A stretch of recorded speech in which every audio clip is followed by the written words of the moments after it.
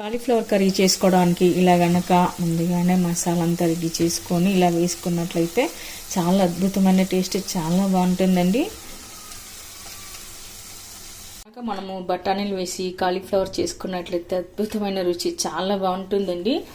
రైస్లోకి, రోటీలోకి, చపాతీలోకి అన్నిట్లోకి చాలా బాగుంటుంది. అయితే నేను ఇక్కడ ఏమేమి వేసాను, ఎలా చేశాను అనేది వీడియో మాత్రం ఎక్కడ స్కిప్ చేయకుండా చివరి వరకు అయితే చూడండి. వెల్కమ్ టు మ్యాన్స్ మన్పా కిచెన్. ఇవాళ మనం హెల్దీగా టేస్ట్గా ఉండే కాలీఫ్లవర్ కర్రీ అయితే చేసుకుందామండి. ఇక్కడ నేను కాలీఫ్లవర్ తీసుకొని ఇలా పీసెస్గా చేసుకొని క్లీన్ చేసి కడిగి పెట్టుకున్నాను. ఆ తర్వాత మనం వీటిని పక్కన పెట్టేసుకొని ఒక బౌల్ తీసుకోవాలండి. ఇప్పుడు మనం ఈ బౌల్లోకి కొద్దిగా వాటర్ వేసుకుందాము. ఇప్పుడు ఇందులోకి కొద్దిగా సాల్ట్ వేసుకోవాలి. సాల్ట్ వేసాక ఒకసారి కలిపి పెట్టుకోవాలి. తర్వాత ఇప్పుడు మనం ఈ వాటర్ని స్టవ్ మీద పెట్టుకొని కాస్త బాయిల్ చేసుకోవాలి. వాటర్ వేడెక్కి కాస్త బబుల్స్ వచ్చే వరకు మనం వాటర్ని స్టవ్ పైన పెట్టుకోవాలి. ఇక్కడ ఇలా వాటర్ వేడైన తర్వాత స్టవ్ ఆఫ్ చేసుకోవాలి. ఆ తర్వాత మనం కట్ చేసి పెట్టుకున్న కాలీఫ్లవర్ ముక్కల్ని వేసుకొని పెట్టుకోవాలి. ఒక 2 నిమిషాల పాటు అలాగే ఉంచుకోవాలి. ఇలా వేయడం వలన కాలీఫ్లవర్లో ఉన్న ఏమన్నా పురుగులు అలా ఉంటే పోతుంది. అలాగే ఏమన్నా కొంచెం బ్లాక్ ఉంటుంది కదా, నలుపు ఉంటుంది కదా, అలా ఉన్నా కూడా పోతుంది. ఒక 2 నిమిషాల పాటు మనం ఇలా పెట్టుకోవాలి. ఆ తర్వాత వాటర్ని అంతా వడపోసుకోవాలి. తర్వాత మనం కాలీఫ్లవర్ని అంతా ఇలా ఒక ప్లేట్లోకి తీసుకోవాలి. మీ దగ్గర ఇలాంటి జాలి గంట లేనప్పుడు వాటర్ని అంతా వడపోసుకోండి.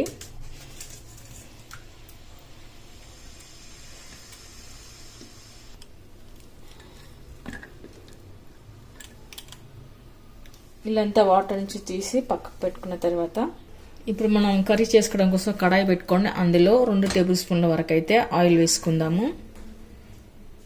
ఇప్పుడు ఆయిల్ హీట్ అయిన తర్వాత ఆవాలు, జీలకర్ర, మినపగుళ్ళు వేసుకోవాలి.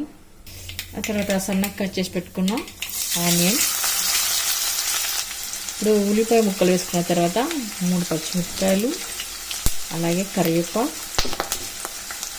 పచ్చిమిరపకాయలు ఘాట్లు పెట్టి వేసుకోండి, లేదా ఆయిల్ వేసాక ఎగురుతుంది.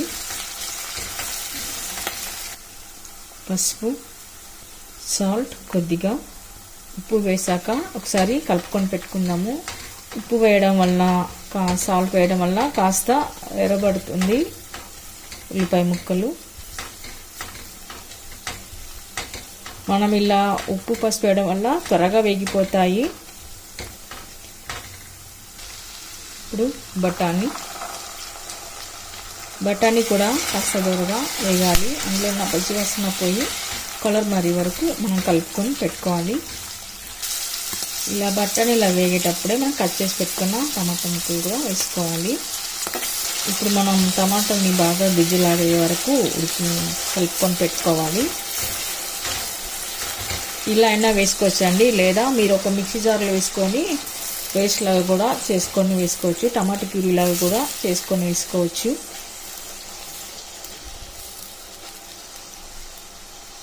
ఇప్పుడు మనం మూత పెట్టేసుకొని టమాటాలని కాస్త మగ్గనివ్వాలి. తర్వాత ఇప్పుడు మనం మూత తీసేసుకొని ఒకసారి కలుపుకొని పెట్టుకోవాలి. చూడండి కాస్త ఉడికిపోయాయి. ఇలా టమాటాలు మెత్తబడ్డ తర్వాత ఇప్పుడు ఇందులోకి కొద్దిగా అల్లం, ఇప్పుడు అల్లంలోని పచ్చివాసన పోయే వరకు కలుపుకొని పెట్టుకోవాలి. రెడ్ చిల్లీ పౌడర్, కారం పొడి వేసుకోవాలి. మీరు తినే కారాన్ని బట్టి కారం వేసుకోండి. ఆ తర్వాత ధనియా పౌడర్, గరం మసాలా,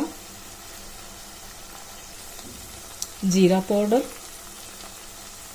ఇవన్నీ వేసాక కలుపుకొని పెట్టుకోవాలి.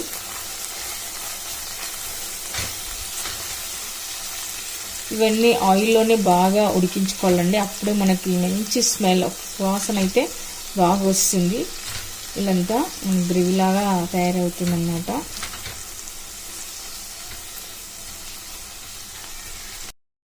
మనకి ఇలా ఆయిల్ అంతా పైకి తేలినప్పుడు ఇది క్లీన్ చేసి పెట్టుకున్న కాలీఫ్లవర్ ముక్కల్ని వేసుకోవాలి. ఇదంతా కూడా ఒకసారి మసాలా అంతా అంటేలాగా కలుపుకొని పెట్టుకోవాలి.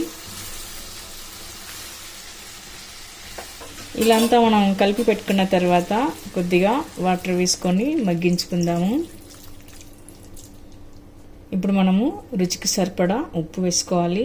తర్వాత ఇప్పుడు మూత పెట్టేసుకొని 2 నిమిషాల పాటు మగ్గించుకోవాలి. తర్వాత కర్రీ అంతా బాగా ఉడికి ఇలా వాటర్ దగ్గరపడ్డ తర్వాత మనం పైన కొత్తిమీర వేసుకొని గార్నిష్ చేసుకుందాము. ముక్కల్ని ఇక్కడ మరీ మెత్తగా ఉడికించుకోరాదండి, ఇలా అయితే సరిపోతుంది. ఇప్పుడు మనం స్టవ్ ఆఫ్ చేసుకొని సర్వింగ్ బౌల్లోకి అయితే తీసుకుందాము. చూసారుగా గుమగుమలాడే కాలీఫ్లవర్ కర్రీ రైస్లోకి చపాతీలోకి అన్నిట్లోకి చాలా బాగుంటుంది. మరి మీరు కూడా ఒకసారి ట్రై చేయండి. మీకు ఎలా కుదిరిందో కామెంట్స్లో పెట్టండి, లైక్ చేయండి, షేర్ చేయండి. తప్పకుండా మన ఛానల్ని సబ్స్క్రైబ్ చేయండి. Thank you for watching.